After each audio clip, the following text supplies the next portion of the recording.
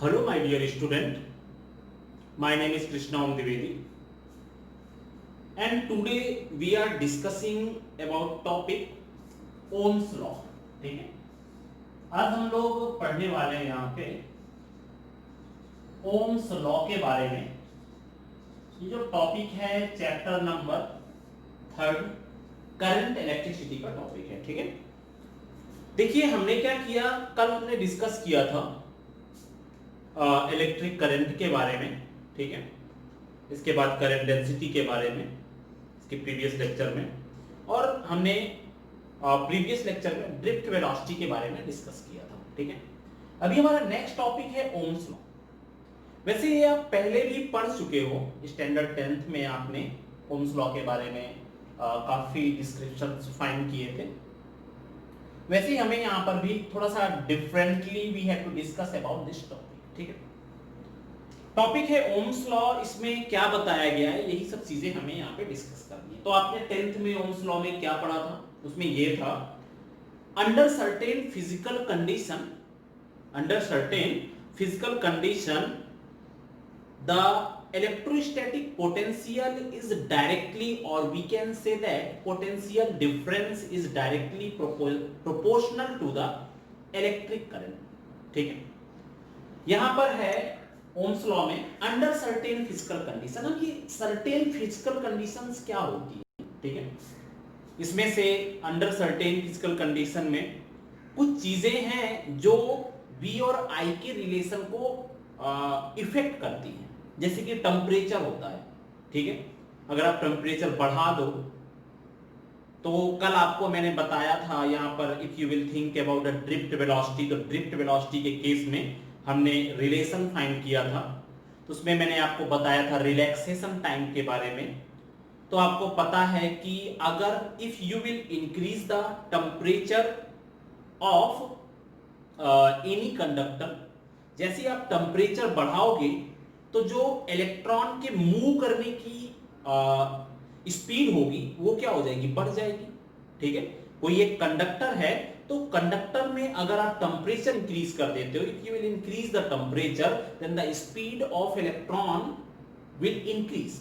जैसे ही speed of electron increase होगी वैसे ही उनका रिलैक्सेशन जो टाइम होगा वो क्या हो जाएगा, कम हो जाएगा।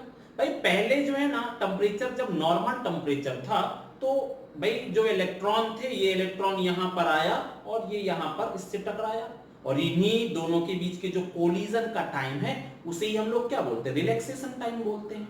ठीक है, कल आपने रिलेशन क्या फाइंड किया था, कल आपने रिलेशन फाइंड किया था कि भाई Vd इज इक्वल टू कितना होता है, E by m into tau. ठीक है, मीन्स अगर रिलैक्सेशन टाइम बढ़ता है तो आपको पता है यहाँ पे वेलोसिटी क्या होने वाली, बढ़ने वाली। ठीक है, जैसी वेलोसिटी बढ़ी तो इसमें से क्या हुआ, इसमें से क्या है कि आपने जैसे ही टेम्परेचर बढ़ाया, टेम्परेचर बढ़ाने से रिलैक्सेशन टाइम क्या होगा, कम होगा। ठीक है, क्योंकि जो कोलिजन था वो क्या हो रहा है, अभी बहुत स्पीड के साथ हो रहा है। ठीक है, यहां पर कितना हुआ, ये हमारा हो गया E बाई एम इंटू में टाउ हो गया। ठीक है, अभी हमें क्या करना है, Vd इज इक्वल टू इतना आ गया। कल हमने क्या रिलेशन फाइंड किया था, I is equal to NEA Vd। ठीक है, Vd की अगर हम लोग वैल्यू रख दें तो हमारे पास कल रिलेशन मिला था Ne square A E upon m, और ये हो गया टाउ।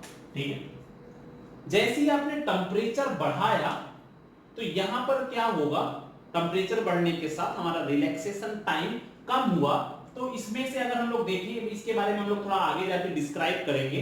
तो I की वैल्यू, अब इसी में अगर आप क्या कर दो, I is equal to NE square A, और जो E की वैल्यू कितनी है आपको पता है, यहां पर होता क्या है, V is equal to E dot L, और E की जो वैल्यू है that is equal to V by L।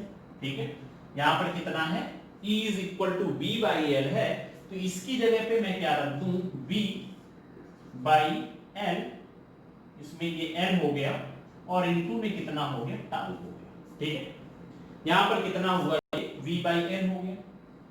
अभी अगर मैं देखूं तो उसने क्या बोला है यहां पर, इस सभी चीजों को हम लोग इधर ले आते हैं, m l अपॉन में n इस e स्क्वायर a, और यहां पर कितना हुआ टाउ, और इसके बाद में यहां पर ये करंट हो गई and that is equal to v। ठीक है, अभी देखो भाई, और इसी चीज को हमने क्या ले लिया है, इसी चीज को हमने r ले लिया है, तो ये क्या हो जाता है, v is equal to I R. जो आपने 10th में पढ़ा था कि इलेक्ट्रिक या potential difference is directly proportional to current, और वो प्रोपोर्शनलिटी कांस्टेंट जो होता है that is known as a resistance. ठीक है, तो हम लोग बात कर रहे थे कि अंडर सर्टेन फिजिकल कंडीशन, ये वर्ड क्यों यूज किया गया है, क्योंकि इसमें बहुत सारी जो चीजें होती हैं वो रेजिस्टेंस को इफेक्ट करती हैं, जैसे कि मटेरियल होता है, ठीक है, उसका लेंथ होता है, उसका एरिया होता है, टेम्परेचर भी क्या करता है, रेजिस्टेंस को इफेक्ट करता है, क्योंकि आपको बताया मैंने कि you will increase the temperature then relaxation time will decrease, and if relaxation time will decrease then its resistance will increase. ठीक है, तो ये हमारा हो जाएगा, तो इसके बारे में हम लोग बाद में थोड़ा बहुत डिस्क्राइब करेंगे, ये मैंने आपको एक नॉर्मली नॉलेज के लिए बता दिया है। तो अभी हम लोग देखते हैं व्हाट इज ओम्स लॉ। तो इसमें मैंने आपको बताया ओम्स लॉ में under certain physical condition, under certain physical condition, physical condition, under certain physical condition, potential difference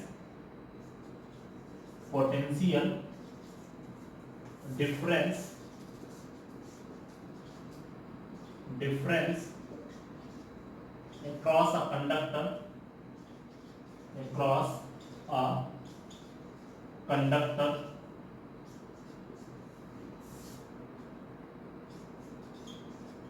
is directly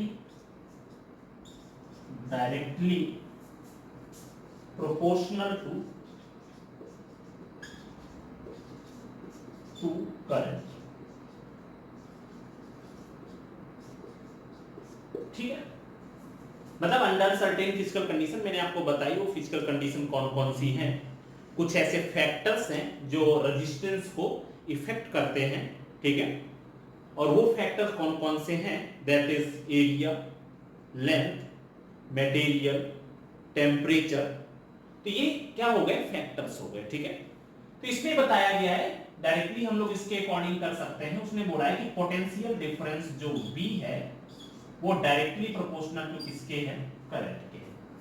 V is directly proportional to current. अब यहां पर हम लोग क्या करते हैं, V क्या है, ये हमारा है पोटेंशियल डिफरेंस, ये है हमारा पोटेंशियल डिफरेंस। ठीक है, और ये क्या है, हमारी I है इलेक्ट्रिक करंट। ठीक है, ये हो गई इलेक्ट्रिक करंट। अभी हमें क्या करना है, we can take a proportionality constant V is equal to I R. जो ये R है this is a proportionality constant, और इसी R को हम लोग क्या बोलते हैं, R is known as a electrical resistance. ठीक है, और इसकी जो यूनिट होती है, unit of resistance is ohm. इसकी जो यूनिट है वो क्या है, ओम। ठीक है, ये हो गया। ये हमारा हुआ डिस्क्रिप्शन किसका, ओम्स लॉ का डिस्क्रिप्शन हो गया। अभी ये जो डेरिवेशन है या ये स्टेटमेंट है, ये कहां से आया। ठीक है, तो अभी हम लोग ऐसा करते हैं ना, इसका डेरिवेशन भी देख लेते हैं, डेरिवेशन ऑफ ओम्स लॉ। यहां पर हम लोग देखते हैं डेरिवेशन या proof of Ohm's law.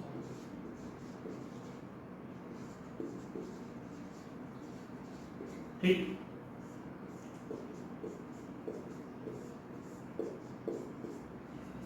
Proof of Ohm's law देखिए यहाँ पर हमें करना क्या है, अभी हम लोगों ने कल रिलेशन फाइंड किया, इसके पहले भी जस्ट मैंने शो किया, कल हमारे पास जो रिलेशन मिला था वो क्या था हमारे पास, from I is equal to NEAV, और VD की वैल्यू आपको पता ही है, now we can put the value of VD, then यहां पर कितना हुआ NE square A E upon में M इनटू में था। ये हमने कल रिलेशन प्रूव किया था, प्रीवियस लेक्चर में हमने यहां पे ये रिलेशन प्रूव किया था, ठीक है। अभी आपको पता है यहां पर कि यहां पर आपने we know that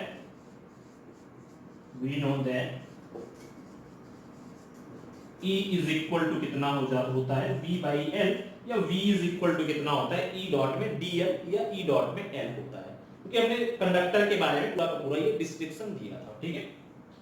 अभी हमें क्या करना है यहां पर, now we can put in place of E की जगह पे हम लोग की वैल्यू रख देते हैं, E is equal to NE square A upon M, यहां पर ये टाउ हो गया रिलैक्सेशन टाइम, और E की जगह पे मैंने क्या रख दिया, दिस इज V बाई में M, ठीक है। NE square A tau by में M, और E की जगह पे मैंने रख दिया V बाई L, ठीक।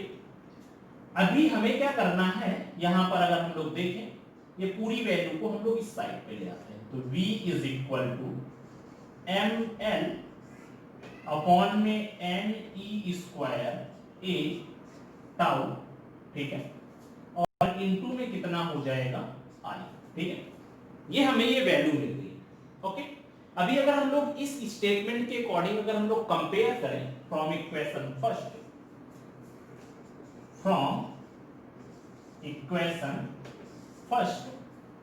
तो यहां पर कितना हो जाएगा, V इज इक्वल टू कितना था, देखो भाई V की जगह V है, I की जगह I है, तो R की वैल्यू कितनी हो गई, R is equal to ML upon में NE स्क्वायर A इनटू में tau, this is the value of resistance.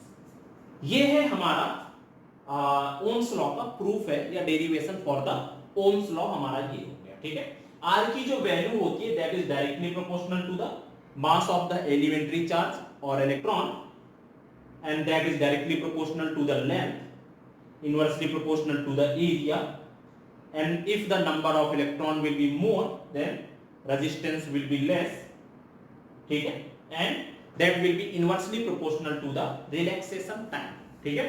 तो ये एक टेम्परेचर के साथ भी रिलेशन शो करता है, तो ये हमारा ओम्स लॉ का डेरिवेशन हुआ। अब इसमें हमारा जो नेक्स्ट टर्म आता है, अब ये आखिर रेजिस्टेंस क्या होता है, रेजिस्टेंस के बारे में भी हम लोग देख लेते हैं, what is resistance. Resistance that is R, ठीक है। तो रेजिस्टेंस क्या होता है, we can say that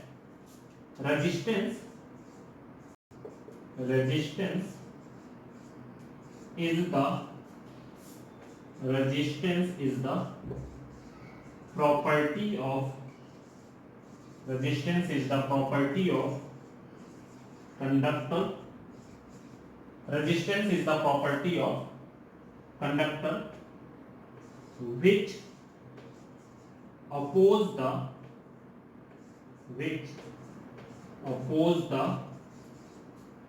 flow of electric charge और करंट, ठीक है।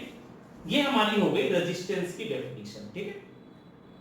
तो ये हुआ आपका Ohm's law, under certain physical condition potential difference across any conductor is directly proportional to the electric current, V directly proportional to I, V is equal to IR, ये हमारी value हो गई, ठीक है। और इसको मैंने प्रूव करके भी दिखाया, the value of R will be this, ठीक है।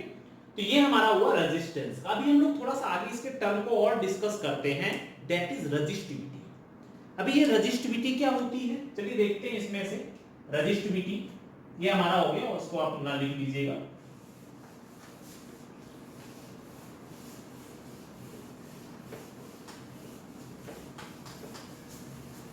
नेक्स्ट टर्म इज रेजिस्टिविटी, ठीक है। चलिए देखते हैं ये रेजिस्टिविटी है वो सबसे पहले हम लोग ऐसा करते हैं ना, इसमें से रेजिस्टिविटी बाद में डिसाइड करते हैं, पहले हम लोग फैक्टर्स डिस्कस करते हैं और रेजिस्टेंस के कौन कौन से फैक्टर हैं, मतलब जो इफेक्ट करते हैं वो क्या क्या है, ठीक। तो यहां पर फैक्टर विच इफेक्ट रेजिस्टेंस, कौन कौन सी ऐसी चीजें हैं जो रेजिस्टेंस पे इफेक्ट डालती हैं, ठीक है। वो मैंने आपको बताई थी, that is length, second is area and third is material, ठीक है। अभी देखिए हमें क्या करना है यहां पर, अगर मुझे डायरेक्टली रिलेशन, वैसे भी आप लोग 10th में रेजिस्टिविटी के बारे में भी पढ़ ही चुके हो, ठीक है, फिर भी हम लोग इसको थोड़ा सा एक डिफरेंट वे में डिस्क्राइब करते हैं, ठीक। यहाँ पे हुआ लेंथ, एरिया एंड मटेरियल, ये कुछ ऐसे फैक्टर्स हैं जो रेजिस्टेंस को इफेक्ट करते हैं, ठीक है। अभी देखो हम लोग इनको समझते हैं लेंथ और एरिया के टर्म में, पहले समझते हैं। We can take a conductor of same material but in different length and in different area, ठीक है। चलिए देखते हैं, सबसे पहला हमारा जो केस है वो लेंथ के केस में हम लोग देखते हैं कि ये रेजिस्टेंस को कैसे इफेक्ट करता है, ठीक है। देखिए मैं क्या करता हूं ना, यहां पर कोई कंडक्टर ले लेता हूं, वी कैन टेक कंडक्टर, मान लेते हैं इसकी लेंथ कितनी है, L1 लेंथ है, ठीक है। हमने एक बैटरी के साथ इसको कनेक्ट किया हुआ है, okay. After that we can take another conductor of different length, हमने एक दूसरी लेंथ का एक कंडक्टर कंसीडर कर लिया है, ठीक है, ऑफ सेम वोल्टेज। इसकी लेंथ कितनी है, इस लेंथ इज L, मैंने इसकी लेंथ ज्यादा रखी, इसकी लेंथ क्या रखी है, कम रखी हुई है, ठीक है। अभी हमें ये फाइंड करना है कि रेजिस्टेंस दोनों में कैसे डिफर होता है, ये फाइंड करना, what will be the relation between length and resistance, ठीक है। अभी अगर आप यहां पर देखो तो इसकी लेंथ कम है और इसकी लेंथ क्या है, ज्यादा है, area will be same, voltage is also same. अभी हम लोग ऐसा करते हैं ना कि इसमें से अगर मैं देखूं तो इसकी लेंथ डिफरेंट है और इसकी लेंथ, दोनों की लेंथ डिफरेंट है, वोल्टेज विल बी सेम। इसमें से मिलने वाली जो इलेक्ट्रिसिटी होगी that is V by L1 और इसमें से मिलने वाली जो इलेक्ट्रिसिटी होगी that is equal to V by L2। यहां पर ये हो गया E1 is V by L1 and E2 is V by L2। अभी आपको पता है यहां पर कि L1 is less than that of L2, यहां पर क्या है, L1 is less than that of L2 और आपको पता है अगर L1 छोटा है तो इसका मतलब E1 ज्यादा होगा, ठीक है। L1 छोटा है तो E1 ज्यादा होगा और अगर E1 ज्यादा होगा तो आपको पता है कि इसकी जो डायरेक्शन होगी इलेक्ट्रिक फील्ड की, ये इस तरफ होगी, इसमें से जो लगने वाला फोर्स होगा वो फोर्स कितना होगा, दैट इज E1 और इसमें जो लगने वाला फोर्स होगा that is equal to E2, ठीक है। तो इसमें से आपको एक चीज पता चली कि L1 is less than L2, then we can say that E1 is greater than E2, ये हुआ। इस पे इलेक्ट्रिक फील्ड ज्यादा है और इस पे इलेक्ट्रिक फील्ड कम है। अब अगर इलेक्ट्रिक फील्ड इस पे कम है और इस पे ज्यादा है तो 100% इस पे लगने वाला फोर्स क्या होगा, it means we can say that F1 is greater than F2, ठीक है। इस पे लगने वाला जो फोर्स E1 है वो इससे कहीं ना कहीं थोड़ा बहुत ज्यादा होगा। अब अगर ये ज्यादा होगा तो 100% we can take a cross sectional area, ये मैंने एक क्रॉस सेक्शनल एरिया कंसीडर कर लिया, तो इस क्रॉस सेक्शनल एरिया से एक मैं फिक्स टाइम कंसीडर करता हूं, मान लो 1 सेकंड में, क्योंकि यहां पर फोर्स ज्यादा लग रहा है तो इसका मतलब इसकी जो स्पीड होगी, वो जो ड्रिफ्ट वेलोसिटी होगी that is vd1 is greater than vd2, ठीक है। मतलब यहां पर जो ड्रिफ्ट वेलोसिटी होगी इलेक्ट्रॉन की वो क्या होगी, इसमें क्योंकि फोर्स ज्यादा लग रहा है तो तो इसमें एक सेकेंड में से इस क्रॉस सेक्शनल एरिया में से निकलने वाले नंबर ऑफ इलेक्ट्रॉन क्या होंगे, ज्यादा होंगे, और इसमें नंबर ऑफ इलेक्ट्रॉन कम होंगे। ठीक है, तो अगर इसमें से नंबर ऑफ इलेक्ट्रॉन ज्यादा पास हुए और इसमें नंबर ऑफ इलेक्ट्रॉन कम पास हुए, इसका मतलब मैं कह सकता हूं कि यहां पर I1 is greater than that of I2। ठीक है, क्यों, नंबर ऑफ इलेक्ट्रॉन से क्या रिलेशन आपको पता है ना यहाँ पे कि I इज इक्वल टू कितना होता है, NeAB। एक सेकेंड में इस वाले क्रॉस सेक्शनल एरिया से ज्यादा इलेक्ट्रॉन निकल रहे हैं और इस वाले क्रॉस सेक्शनल एरिया से कम इलेक्ट्रॉन निकल रहे हैं। इसका मतलब मैंने एक चीज देखी, जिसकी लेंथ ज्यादा कम है उसकी करंट ज्यादा है, जिसकी लेंथ ज्यादा है उसमें करंट कम है। ठीक है, तो ये चीजें आप नोट कर लेना और उसके रीजन परफेक्टली सुनना तो आपको समझ में आएगा। ठीक है, ये चीजें आपने 10th में भी डिस्कस की थी पर उसका तरीका थोड़ा सा डिफरेंट था, और ये चीजें मैं यहाँ पर पूरी की पूरी ड्रिफ्ट वेलोसिटी का जो डेरिवेशन था उसको लेकर के मैं बता रहा हूँ। ठीक है, मैंने यहाँ पे क्या लिया, दो कंडक्टर लिए, एक की लेंथ छोटी ली, एक की लेंथ बड़ी ली। ठीक है, आफ्टर दैट मैंने लेंथ के अकॉर्डिंग यहाँ पर देखा कि जो इसकी इलेक्ट्रिक फील्ड है वो ज्यादा है, क्योंकि electric field is inversely proportional to length. जहां पर लेंथ कम वहां पर इलेक्ट्रिक फील्ड ज्यादा, इसकी इलेक्ट्रिक फील्ड ज्यादा, इसकी इलेक्ट्रिक फील्ड कम। अब अगर इसकी इलेक्ट्रिक फील्ड ज्यादा हुई तो इसका मतलब इसमें जो इलेक्ट्रॉन पर लगने वाला फोर्स हुआ वो ज्यादा हो जाएगा, और अगर इलेक्ट्रॉन पे लगने वाला फोर्स ज्यादा हो जाएगा तो 100% इन इलेक्ट्रॉन की जो ड्रिफ्ट वेलोसिटी होगी वो ज्यादा हो जाएगी।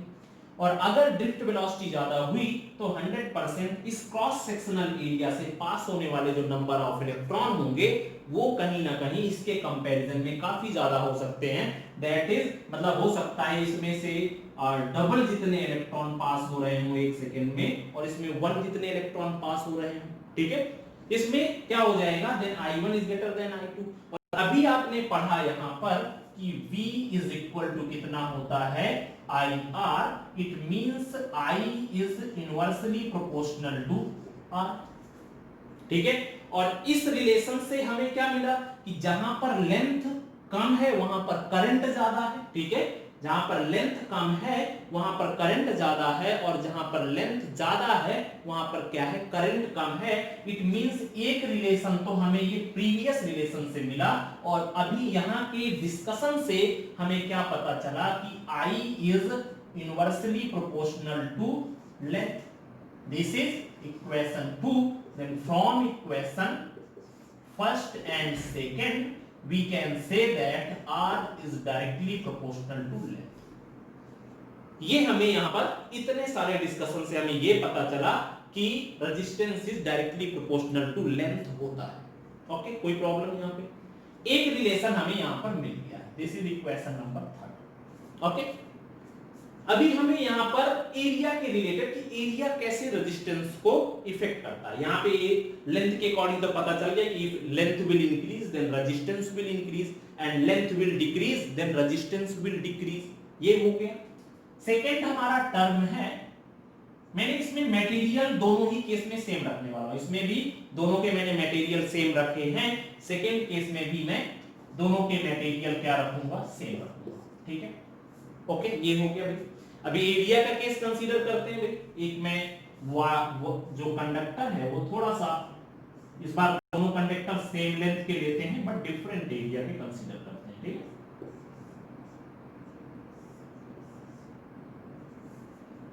ओके, ये हो गया। इसका मैंने यहां पर एरिया, इसका ए लिया है और इसका मैंने थोड़ा सा एरिया डिफरेंट ले लिया। ओके,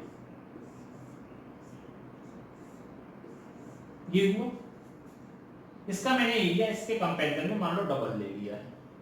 अभी देखो भाई, नॉर्मली खुद से देख लो कि अगर इसका क्रॉस सेक्शनल एरिया कम है इसके कंपैरिजन में, इसके क्रॉस सेक्शनल एरिया के कंपैरिजन में, बाकी सब थ्योरी वही रखते हैं, नॉर्मली अगर हम लोग देखें दोनों की लेंथ मैंने सेम रखी हुई है, जब दोनों की लेंथ सेम रखी है इसका मतलब दोनों में इलेक्ट्रिक फील्ड भी सेम होगी, और अगर दोनों में से इलेक्ट्रिक फील्ड सेम होगी तो इसमें लगने वाले फोर्स भी सेम होंगे, और अगर दोनों में लगने वाले फोर्स सेम हुए पर प्रॉब्लम क्या है, इसका क्रॉस सेक्शनल एरिया ज्यादा है, इसका क्रॉस सेक्शनल एरिया कम है, और इसका क्रॉस सेक्शनल एरिया ज्यादा है, इसका मतलब है कि इसका अगर क्रॉस सेक्शनल एरिया कम है तो इसमें से जो नंबर ऑफ इलेक्ट्रॉन पर सेकेंड या यूनिट टाइम में जो पास होंगे दैट विल बी लेस, और इस वाले में से जो नंबर ऑफ इलेक्ट्रॉन पास होंगे दैट विल बी मोर। ठीक है, तो अगर ये ज्यादा होंगे इसका मतलब इस केस में करंट क्या होगी, कम होगी। यहां पर जो मिलने वाली, यहां पर जो आपके n है, n1 है, और यहां पर जो नंबर ऑफ इलेक्ट्रॉन है that is equal to n2, इसका मतलब n1 is less than n2, और अगर नंबर ऑफ इलेक्ट्रॉन इस क्रॉस सेक्शनल एरिया से कम पास होंगे और इससे ज्यादा पास होंगे, इसका मतलब है कि I1 is less than that of I2। ठीक है, इसका मतलब ये पता चला कि भाई जिसका एरिया कम उसकी करंट कम, जिसका एरिया ज्यादा उसकी करंट ज्यादा। तो हमारे पास अभी जो कंडीशन आई वो ये आई कि current is directly proportional to area, और आपको पता ही है कि current is inversely proportional to resistance. इसका मतलब क्या हो जाएगा, resistance is inversely proportional to area. This is a fourth equation. ठीक है, then from equation third and fourth, third और फोर्थ इक्वेशन से हमें क्या मिला, R इज और L बाई में ये हमें मिल गया। We can put a proportionality constant that is equal to, that is represented by rho L by A। ये हमें एक नया फॉर्मूला मिला, और ये फॉर्मूला आप 10th में भी पढ़ चुके हो, और इस रो को क्या बोलते हैं, this rho is known as resistivity. ठीक है, this rho is known as resistivity. ठीक है, इसका जो यूनिट होता है, unit of resistivity, unit of resistivity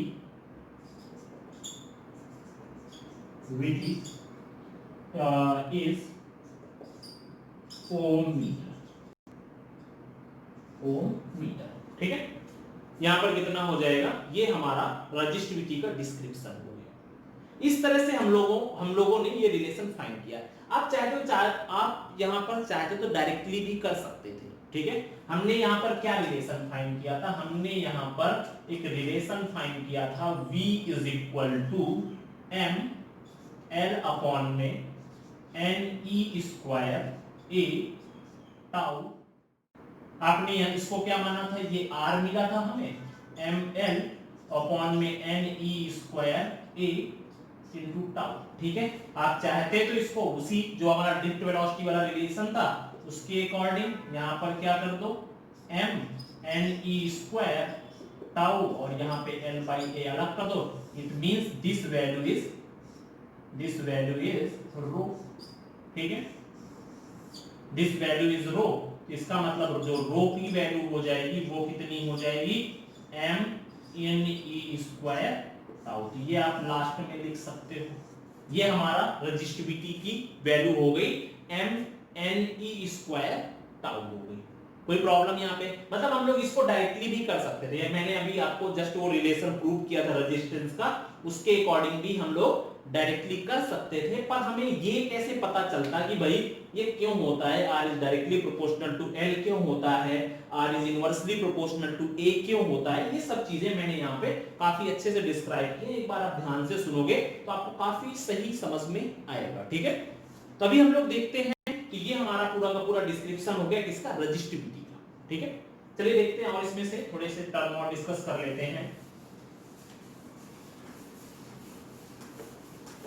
इसमें से अब इसमें क्या होगा, what will be the definition of resistivity. Directly फॉर्मूले के अकॉर्डिंग हम लोग रेजिस्टिविटी के डेफिनेशन को डिफाइन कर सकते हैं। क्या है भाई हमारा फॉर्मूला, ठीक है, ये हो गया हमारा रेजिस्टिविटी का फॉर्मूला। तो इसमें अगर मैं देखूं तो इफ रेजिस्टिविटी की डेफिनेशन क्या हो सकती है भाई,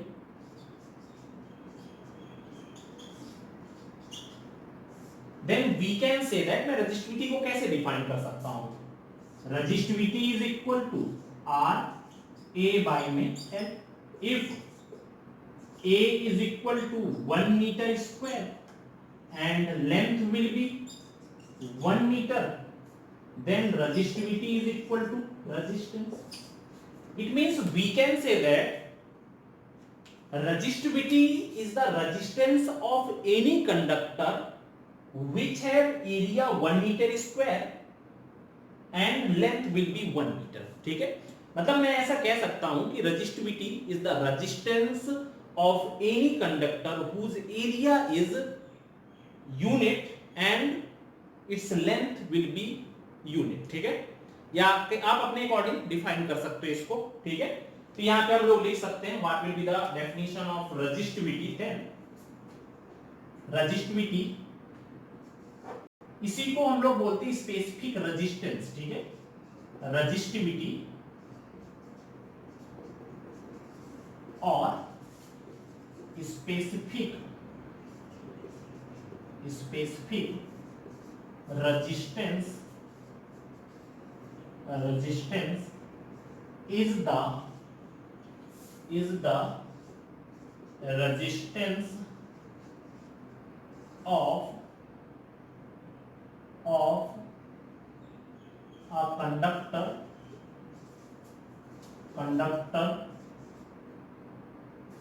conductor of unit area and unit length.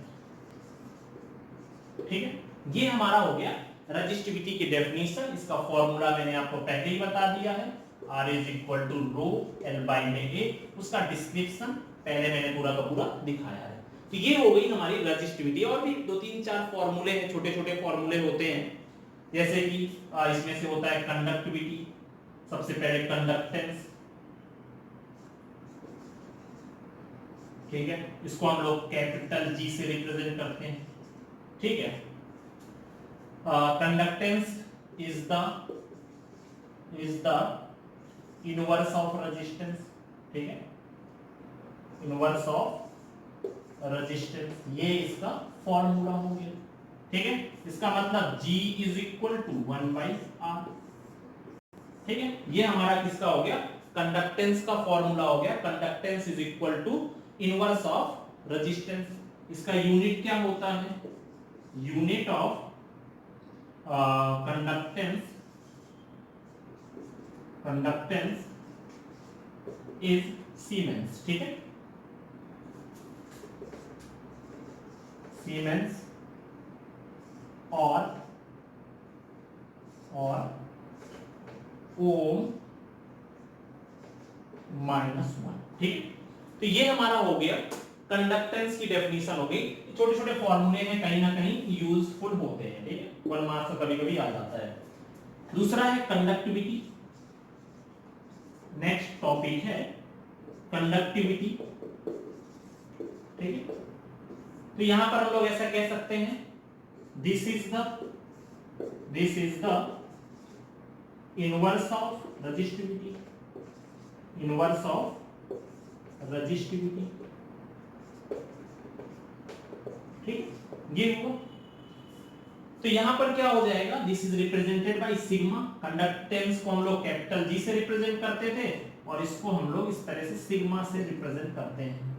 Then conductivity is equal to कितना हो जाएगा, 1 में रेजिस्टिविटी. ठीक है, तो ये हमारे पास एक अलग फॉर्मूला मिल गया. ठीक है, इसका कितना हो जाएगा भाई, यूनिट ऑफ कंडक्टिविटी इज कितना हो जाएगा, उसका कितना था भाई, ओम मीटर था, तो इसका ओम मीटर -1. ठीक है, ये हो जाएगा. ओके, तो ये हमारा हो गया कंडक्टिविटी का डेफिनेशन हो गया. अभी हम लोग इसको थोड़ा सा और डिस्क्राइब कर देते हैं. तो ये हमारा पूरा का पूरा ओम्स लॉ का डिस्क्रिप्शन हो गया. ठीक है, अभी हमें क्या करना है, यहाँ पे थोड़ा सा और इसका थोड़ा डिस्क्रिप्शन कर देते हैं. ये अपना लिख देना, resistivity, conductance and conductivity. Okay, after that you can describe Ohm's law in a different way. कैसे डिस्क्राइब कर सकते हैं हम, यहां पर अगर हम लोग देखें Ohm's law in different form, in different form. देखो भाई कैसे करना है। अभी तक आपने क्या पढ़ा यहां पर, V is equal to I R, ठीक, V is equal to I R, और आपको पता है V की जगह पे मैंने V रखा, I की जगह पे I, और R की वैल्यू आपको पता है रो L बाई ए। देखो ये सब नॉर्मली कब यूज होते हैं, कभी कभी हमारे पास बहुत सारे न्यूमेरिकल्स आते हैं, उसमें डायरेक्टली फॉर्मूलाज होते हैं, तो ये मतलब ओम्स लॉ तो वहीं पे खत्म हो गया, पर कभी कभी हमें डिफरेंट टाइप के फॉर्मूलाज का यूज करना पड़ता है। इसके लिए ये अभी हम लोग जो डिस्क्राइब कर रहे हैं, तो वो डिफरेंट डिफरेंट फॉर्मूलाज के लिए डिस्क्राइब कर रहे हैं, ठीक है। तो अभी मैंने क्या किया, इस L को इधर ले लिया, then V by L is equal to कितना हुआ I और रो बाई में A, ठीक। अभी अगर आप ध्यान से देखो तो आपको पता ही है यहां पर ये क्या था, R इज इक्वल टू, यहां पे आपको पता है कि रो L बाई A होता है, और आपको पता है यहाँ पे कि E is equal to V by L। और एक चीज आप जानते हैं यहाँ पे कि current density is equal to कितना होता है, I बाई A होता है। तो V बाई L की जगह पे मैंने क्या किया, E कर दिया, I बाई A की जगह पे J, और यहाँ पे कितना हुआ, रो हो गया। एक हमारा ये भी एक अलग रिलेशन हो गया। आप चाहो तो यहाँ पर रेजिस्टिविटी की जगह पे कंडक्टिविटी रख सकते हो, then you can write here J and you know that resistivity is equal to 1 upon conductivity, ठीक है। then यहाँ पर कितना हुआ, कंडक्टिविटी नीचे आ गया, then J is equal to कितना हो गया भाई, sigma E, this is another relation, जहां पर J क्या है, this is current density, current density, okay. ये हमारा करंट डेंसिटी हो गया, और ये आपको पता ही है भाई ये क्या हो गई, कंडक्टिविटी, कंडक्टिविटी, और इसके बाद में ये क्या हो गया, this is a electric field, electric field, ठीक। तो ये हमारा हुआ ओम्स लॉ का पूरा डिस्क्रिप्शन। हमने ओम्स लॉ के बारे में पढ़ा, रेजिस्टेंस के बारे में पढ़ा, हमने यहाँ पर रेजिस्टिविटी के बारे में भी डिस्क्राइब किया, कंडक्टिविटी, कंडक्टेंस। तो ये सब चीजें कहीं ना कहीं, ये फॉर्मूला कहीं ना कहीं यूजफुल होने वाले हैं। ये सभी फॉर्मूले आपको लर्न होने चाहिए, क्योंकि भाई आप न्यूमेरिकल करते हो, पूरा डेरिवेशन तो नहीं कर सकते, इस वजह से आपको ये सभी फॉर्मूले लर्न